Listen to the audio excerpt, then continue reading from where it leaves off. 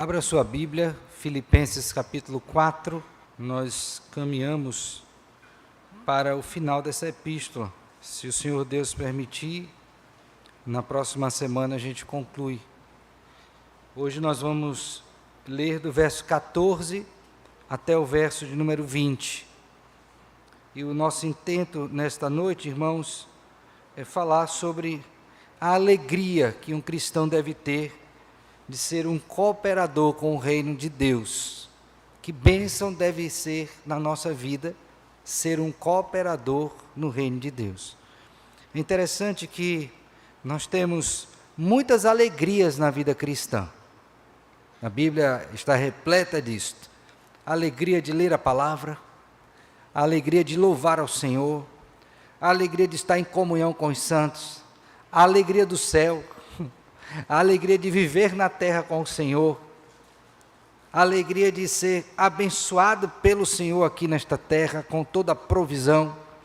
Então, quando a gente olha para a Escritura, a gente vê que a nossa vida como cristãos, ela está cercada de alegria. Mesmo nas circunstâncias difíceis, certamente Deus nos dá a bênção de ver a sua boa mão sobre nós, nos dando muitas alegrias. E assim, quando o apóstolo Paulo escreve esta epístola, ele está consciente disto, a despeito da sua própria condição, e ele está escrevendo esta epístola, dentre outras coisas, para encorajar esses irmãos a olhar para a vida desta forma, a vida como cristãos, mesmo diante das dificuldades, como ele mesmo apresentou nessa epístola. E não poderia ser diferente, né? No final, ele retoma o tema da alegria, verso de número 10, nós vemos isso, quando ele olha para a manifestação de bondade da parte daqueles crentes, abençoando para que ele pudesse exercer a sua tarefa ministerial apostolar. Então, esta fase aqui do verso 14 até o verso 20, é a segunda parte dessa manifestação de gratidão do apóstolo Paulo, onde a ênfase aqui é exatamente a alegria por ser um cooperador com Deus na propagação do Evangelho. Então, eu quero vos convidar primeiramente a orar, e depois vamos fazer a leitura desta porção, tá bom? Ó Deus, nós queremos te agradecer por esta noite, onde podemos mais uma vez tomar a tua palavra em nossas mãos, abrir, ler, e segundo a iluminação do teu Santo Espírito, estudá-la, aprendendo assim do Senhor, acerca das coisas que nós devemos crer e fazer, ó Deus, para viver e agradar ao Senhor. Ilumina-nos, portanto, recebe a nossa oração e atende-nos segundo a tua vontade. Assim te pedimos em Cristo Jesus, Senhor e Salvador nosso, com gratidão e perdão dos nossos pecados. Amém. Amém. Assim diz a palavra do Senhor. Todavia, fizestes bem associando-vos na minha tribulação, e sabeis também vós, ó Filipenses, que no início do Evangelho, quando parti da Macedônia, nenhuma igreja se associou comigo no tocante a dar e receber, senão unicamente vós outros. Porque até para Tessalônica mandastes, não somente uma vez, mas duas, o bastante para as minhas necessidades. Não que eu procure o donativo, mas o que realmente me interessa é o fruto que aumente o vosso crédito. Recebi tudo e tenho abundância. Estou suprido desde que Epafrodito me passou às mãos o que me veio de vossa parte, como aroma suave, como sacrifício aceitável e aprazível a Deus. E o meu Deus, segundo a sua riqueza em glória, há de suprir em Cristo Jesus cada uma de vossas necessidades. Ora, a nosso Deus e Pai, seja a glória pelos séculos dos séculos. Amém. Amém. Bom, irmãos, como eu disse, o apóstolo Paulo está aqui ressaltando a alegria que ele tinha de ver os irmãos trabalhando, cooperando juntos para o reino do Senhor. E esta me parece ser uma perspectiva que o apóstolo Paulo desenvolve não somente nessa epístola, mas em outras que ele escreveu, como, por exemplo, a primeira epístola que ele escreveu aos crentes em Corinto, onde ele destaca que não somente ele, mas outros estavam neste mesmo serviço. Em 1 Coríntios capítulo 3, ele vai dizer: eu plantei, Apolo regou, mas o crescimento veio de Deus. De modo que nem o que planta é alguma coisa, nem o que rega, mas Deus que dá o crescimento. Aí ele diz, ora, o que planta e o que rega são um, e cada um receberá o seu galardão segundo o próprio trabalho, porque de Deus somos cooperadores. Lavoura de Deus sois vós, edifício de Deus sois vós. Então, na mente do apóstolo Paulo, todo aquele crente que ele se engaja no trabalho do reino do Senhor, ele é, uma das nomenclaturas, o quê? Um cooperador. E a pergunta que vem é a seguinte: de que forma eu posso me tornar um cooperador no reino de Deus? Porque para alguns, ser cooperador no reino de Deus é só ser um pregador. E não é só isso. Não é à toa que nós temos um corpo com vários membros, e cada membro com a sua função. De sorte que você pode ser um cooperador orando, você pode ser um cooperador contribuindo, você pode ser um cooperador também pregando, ok? Então, à medida que você recebe um dom da parte do Senhor, não é? Um presente de Deus, para usar no corpo de Cristo, você está sendo o quê? Um cooperador. Neste caso específico aqui, a igreja em Filipos estava sendo, como igreja, uma igreja que cooperava com o trabalho do apóstolo Paulo. Em que medida? Na medida em que, através de Epafrodito, nessa segunda vez, porque teve uma outra, eles mandaram até o apóstolo Paulo, que estava preso, os recursos necessários para a sua manutenção.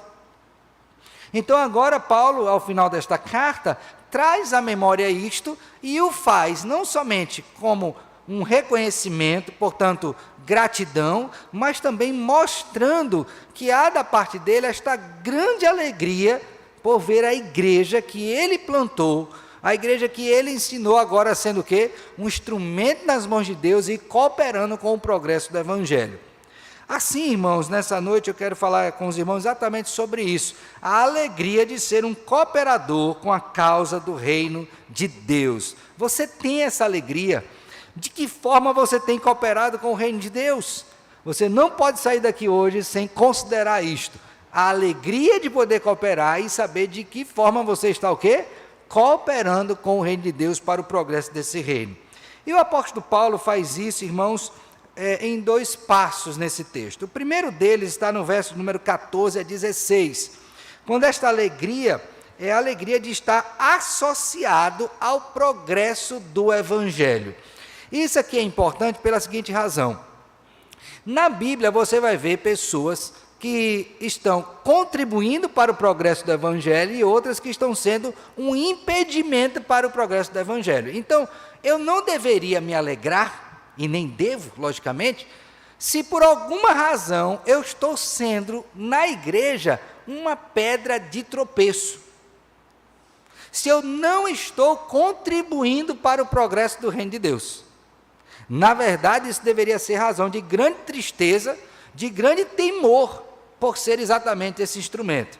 E um exemplo que me vem sempre à memória, quando penso nesse sentido, está na terceira epístola de João, porque a gente tem que olhar para essa epístola e contemplar aqui dois padrões. Um padrão bom e outro padrão que é um padrão ruim. Por favor, veja a terceira epístola de João, verso 9. Abra a Bíblia e acompanhe a leitura. Escrevi alguma coisa à igreja, mas Diótrefes, que gosta de exercer a primazia entre eles, não nos dá acolhida. Por isso, se eu for aí, far-lhe-ei lembradas as obras que ele pratica, proferindo contra nós palavras maliciosas. E não satisfeito com estas coisas, nem ele mesmo acolhe os irmãos, como impede os que querem recebê-los e os expulsa da igreja. Estão vendo? Este cidadão aqui, Diótrefes, o nome é feio mesmo, né? Ele está sendo aqui um cooperador ou um impedimento para o progresso do Evangelho, um entrave, um empecilho. Então, quando nós lemos o apóstolo Paulo agradecendo a Deus, porque aquela igreja está se tornando ali uma cooperadora, e de fato era, temos que ter em mente que há uma outra postura, desaprovada por Deus, mas não é esta que o apóstolo Paulo vê nos crentes em Filipos. E assim, veja comigo no verso 14, que ele diz assim: todavia fizestes bem, associando-vos na minha tribulação, Fizeste bem, está falando bem no sentido moral, a prática das boas obras. Então vocês estão andando nos caminhos que Deus preparou para que vocês andassem. Efésios 2:10, fomos criados em Cristo Jesus para as boas obras, as quais de antemão Ele preparou para que andássemos nelas. Então Paulo está olhando para esses crentes e diz, olha, eu estou alegre por ver vocês fazendo isto. E aí ele diz, olha, e esta ajuda de vocês veio numa ocasião muito específica e importante para mim. Por quê? Porque veio exatamente naquela ocasião em que eu estava debaixo de grande o quê? Tribulação. E aqui, você imagine, você está num grande aperto e recebe da parte de Deus, através de irmãos, a ajuda. É uma ligação, é uma oração, é uma oferta, é um medicamento, é um apoio, literalmente. Ora, o que você está fazendo? Você está o quê? Cooperando. E aí Paulo prossegue dizendo o seguinte, e vocês sabem também, Filipenses, que no início do Evangelho, quando parti da Macedônia, ou seja, quando o início do Evangelho aqui é o início da caminhada cristã dos filipenses, tá bom? Que lembre que é a região da Macedônia. Nenhuma igreja se associou comigo no tocante a dar e receber, senão unicamente o quê? Vós outros, porque até para Tessalônica mandaste não somente uma vez, mas duas, o bastante para as minhas o quê? Necessidades. Aqui você tem um outro detalhe importante, e para que você entenda a importância disso, eu vou tentar trazer aqui à memória um exemplo. Você já ajudou alguém uma vez, e ela teve a situação suprida. Aí um tempo depois, ela pediu ajuda de novo, na mesma coisa. Quando isso acontece, o que vem na sua cabeça? Você ajudou uma pessoa, ok? E daqui a pouco ela vem e pede ajuda de novo. Mas não é na área diferente, é na mesma área. O que você pensa? Sejam sinceros. Rapaz, essa pessoa, de novo, a mesma coisa.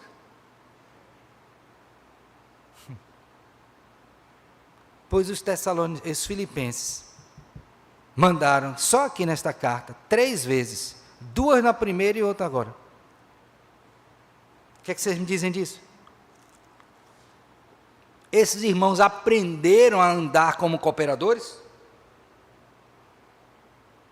Esses irmãos aprenderam a vislumbrar verdadeiras necessidades, ficando assim sempre prontos a atender as verdadeiras necessidades? Ou eles eram daqueles que, não, já fiz uma vez, Paulo, pede de novo, não vai pedir a outro. De novo. Paulo é enfático.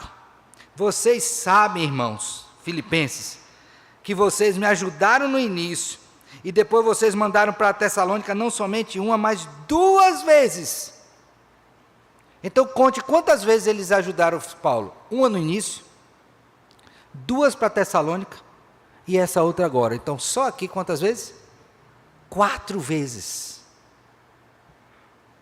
4 vezes. Ajuda para o apóstolo Paulo. Então quando Paulo vê isso, qual o sentimento que brota do coração dele? Eu estou alegre, porque vocês são cooperadores no progresso do reino de Deus. Meus irmãos, como é que nós poderíamos aprender com esta parte? A primeira delas e mais lógica é: alegre-se todas as vezes que você vê alguém sendo um cooperador no reino de Deus. Talvez nos dias de hoje a gente olhe e diz: rapaz, falando até é louco, ajudar essa igreja, para que ajudar essa igreja? Para que ajudar essas coisas? Ajudar evangelismo, para que isso? Louco é quem não faz.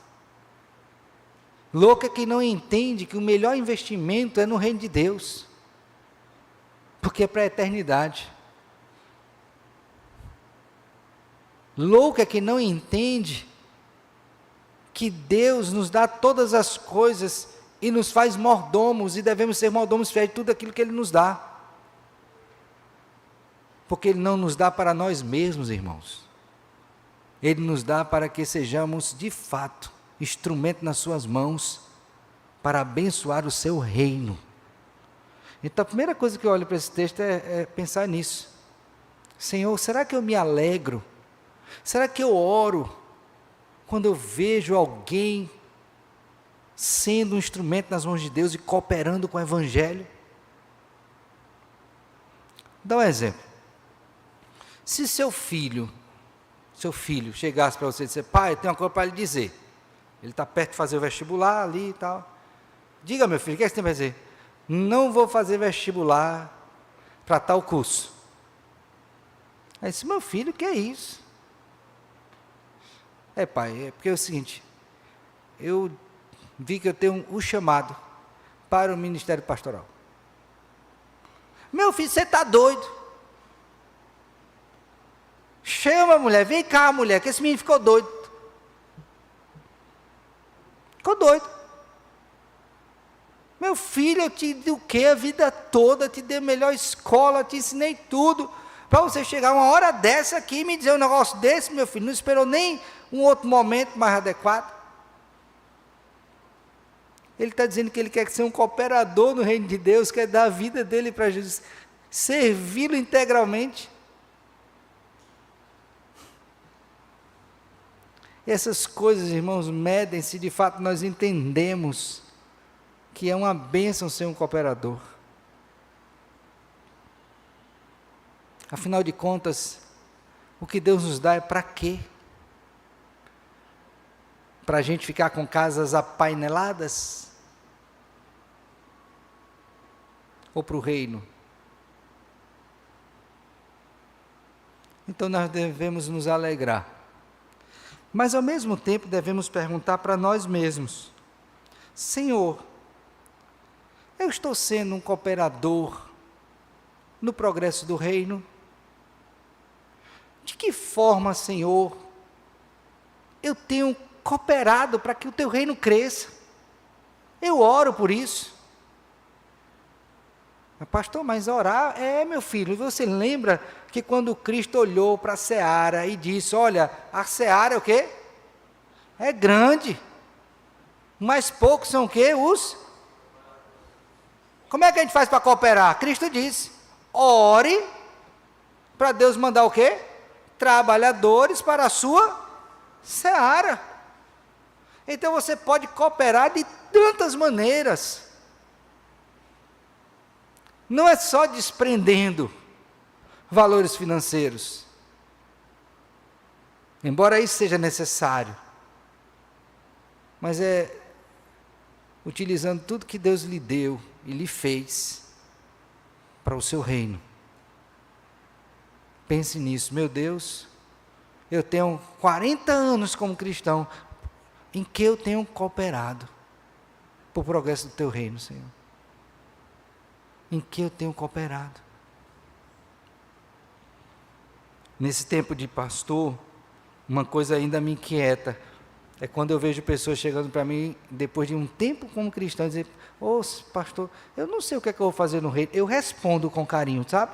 Eu não tenho dificuldade de responder não, mas eu fico pensando: meu Deus, esse tempo todinho ela nunca parou para pensar o que ela vai ser útil no reino. Ela não sabe. Isso nunca incomodou. Era só chegar, sentar e ir embora, chegar, sentar e ir embora, era essa a rotina? Alguma coisa está errada, porque de Deus nós somos cooperadores. Esse é o princípio. Se de Deus nós somos cooperadores, eu tenho que fazer essa pergunta: meu Deus, qual tem sido a minha cooperação para o progresso do teu reino? Às vezes a nossa vida fica sem sentido, uma vida triste,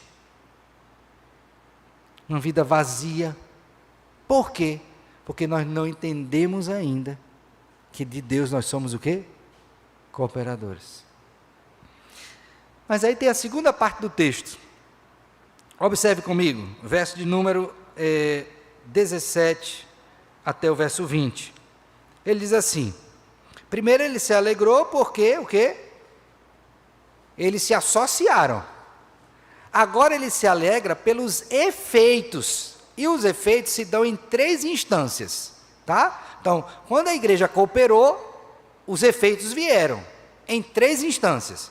Na primeira instância, está aí no verso 17 e 19, os efeitos na vida dos doadores.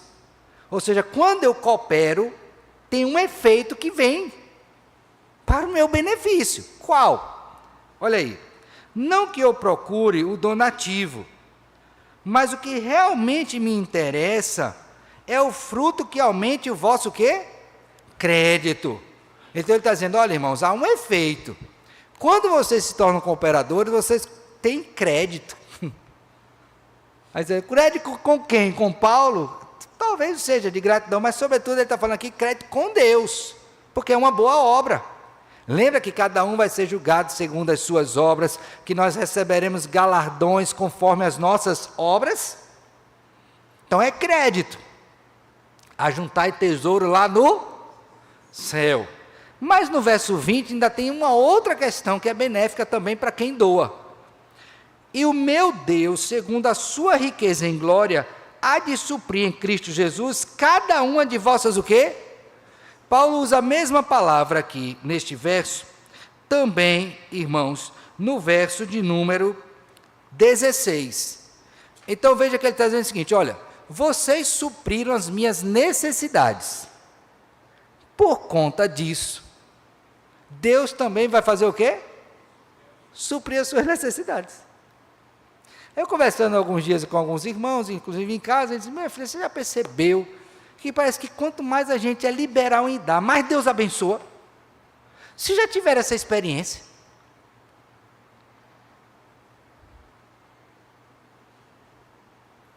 Quanto mais você é desprendido, quanto mais você é liberal para atender a necessidade de outras pessoas, parece que o negócio multiplica. Você, rapaz, que negócio é esse aqui? Meu irmão, não é mágica não, é princípio bíblico, não foi dito por mim.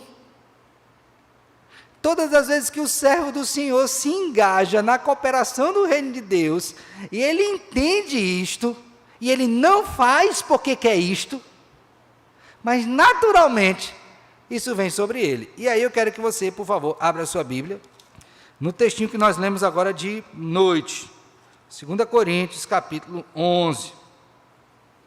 Por favor. Perdão, 2 Coríntios capítulo 9, desculpa, é o mesmo livro, 2 Coríntios capítulo 9, abre aí. Ele vai falar no capítulo todo sobre uma oferta que esses irmãos deveriam fazer, ok? Mas aí, ele diz no verso 5, vou ler a partir daí, tá? Verso 5. Portanto, julguei conveniente recomendar aos irmãos que me precedessem entre vós e preparassem de antemão a vossa dádiva, já anunciada, para que esteja pronta como expressão de generosidade e não de quê? Então aqui está um princípio. Quando eu faço esse serviço de cooperação, eu faço com generosidade, eu não faço com o quê? Avareza. Nem fica pegado e nem faço para receber. Aí ele prossegue. E isto afirmo, aquele que semeia pouco, pouco também o quê? E o que semeia com fartura, com o quê? Cada um contribua segundo o que tiver proposto no coração, não com tristeza ou por necessidade, porque não é barganha, nem triste, ai meu Deus, estou dando, ai Jesus, é muita fé, né? É muita fé, Jesus, não tem essa fé toda não, e nem por necessidade. Vou dar 10 porque vai vir 30. Ele disse, não faça desse jeito. Não é assim. Olha o que ele diz. Porque Deus ama quem dá com alegria. Lembra o tema lá de Filipenses? Alegria em dar, em ser cooperador. Deus pode fazer-vos abundar em toda a graça, a fim de que, tendo sempre em tudo ampla suficiência, superabundez em toda boa obra. Aqui não é superabundez em dinheiro não, é que você vai ser, se age com graça, e vem graça para a sua vida, não é dinheiro. é gozo. Como está escrito: distribuiu, deu aos pobres, a sua justiça permanece para o quê? Para sempre. Ora, aquele que dá semente ao que semeia e pão para alimento, também suprirá e aumentará a vossa sementeira, e multiplicará os frutos da vossa justiça, enriquecendo-vos em tudo para toda generosidade, a qual faz que por nosso intermédio sejam tributadas graças a Deus. Porque o serviço dessa assistência não só supre a necessidade dos santos, mas também redunda em muitas graças o quê? A Deus. Você está vendo? Por que é que nós ofertamos, irmãos, e dizimamos? Para socorrer os santos, para manter o serviço do reino, para propagar a palavra do Senhor. É para isso. Então, voltando para Filipenses, Paulo olha e diz: olha, meu filho, o primeiro benefício é para vocês, doadores, porque vocês vão receber bênçãos da parte de Deus. O segundo benefício é para ele, quem recebe. Olha que bênção. Embora Cristo tenha dito que mais bem-aventurado é dado que receber, mas ele não disse que não há bem-aventurança em receber. Portanto, no verso de número 18, Paulo mostra agora o aspecto dessa cooperação que o atinge, que o beneficia. Ele diz, recebi tudo que foi enviado, e tenho o quê? Abundância. Estou suprido, desde que Epafrodito me passou as mãos, o que me veio da vossa parte como aroma suave, como sacrifício aceitável e aprazível, o quê? A Deus. Então Paulo disse, meus irmãos, nessa generosidade de vocês, até eu estou abençoado. Eu tenho tudo, eu estou suprido. E o que eu recebi diante de Deus é como uma oferta aceitável, que ele aspira e sente prazer no cheiro dessa oferta. E aqui ele está remetendo ao Antigo Testamento, quando o animal era queimado no sacrifício, não é? E subia aquela fumaça, e aquela fumaça ela era agradável a Deus, porque o animal era oferecido segundo o padrão de Deus e no modo correto. Então ele está dizendo, olha, essa oferta que você traz é como um aroma agradável a Deus. Eu fui beneficiado, e vocês também. Mas aí tem um terceiro aspecto deste benefício. Primeiro foi para quem? Para quem oferta. Segundo, para quem recebe a oferta. E a terceira é para quem? Não sobrou ninguém, sobrou sim. O mais importante, veja agora aí, por favor, verso 20. Ora, a nosso Deus e Pai, seja a glória pelos séculos dos séculos, o quê? Amém. Irmãos, tanto no final do verso 18, quanto nesse verso 20, a referência aqui é a Deus aceitar. Porque, finalmente, o que eles estão dizendo é o seguinte, tudo que vocês estão fazendo como cooperação e a forma como eu recebo, finalmente redundará em glória para quem? Então, quem é glorificado quando a igreja coopera e quando o santo é assistido? É Deus. Que foi exatamente o que nós lemos agora em 2 Coríntios capítulo 9. Paulo dizendo, olha, quando vocês fazem isto, esse serviço de cooperação, de oferta, Deus é glorificado. Porque a igreja, sendo instrumento nas mãos de Deus, não está presa às coisas materiais, é dadivosa, é liberal no sentido de ser generosa, entende a necessidade dos santos, se doa, e isso tudo redunda em quê? Em glória e louvor a Deus. Agora, quando o inverso acontece, o nome de Deus também é desonrado pela igreja.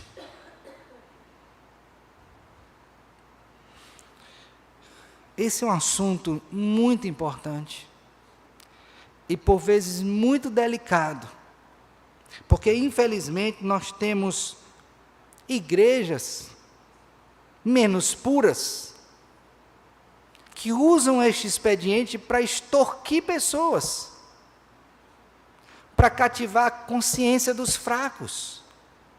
Mas não é por isso que nós devemos deixar de falar a verdade, pois Paulo está dizendo aqui o quê? Que você que é crente tem que ser um cooperador no reino de Deus, Você tem que agir para o progresso desse reino, e isso implica também questão material, financeira.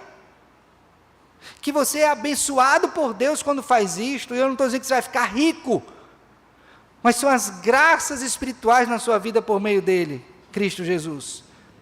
Que quem recebe também tem benefício, mas que acima de tudo, o nome de Deus é glorificado.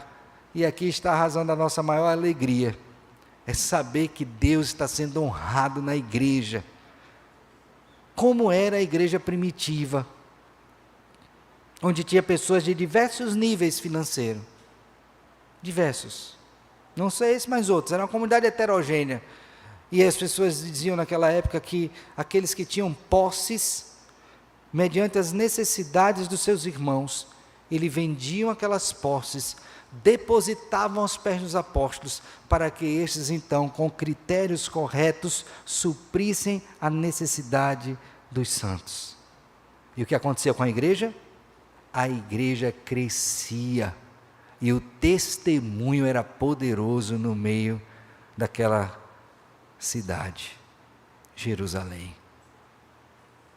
Meu querido irmão, eu queria que você hoje saísse daqui pensando nisso.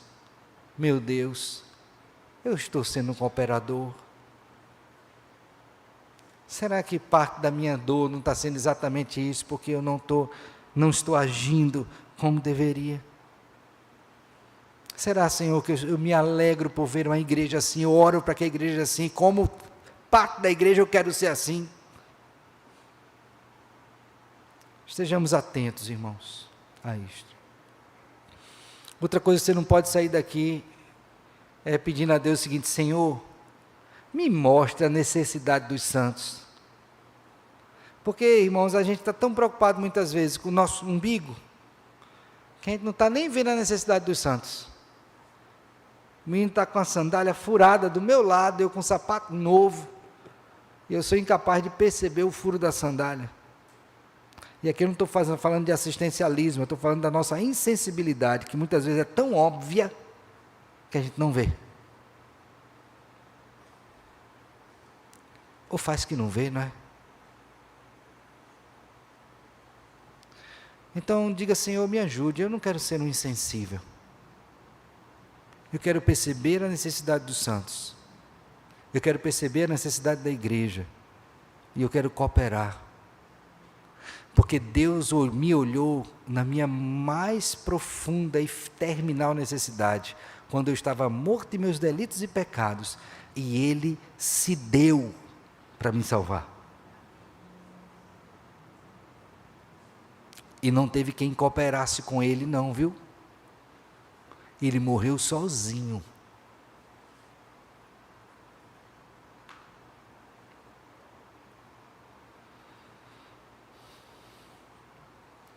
Eu espero, irmãos, que nós sejamos daqueles crentes que se alegram por ver a igreja crescer.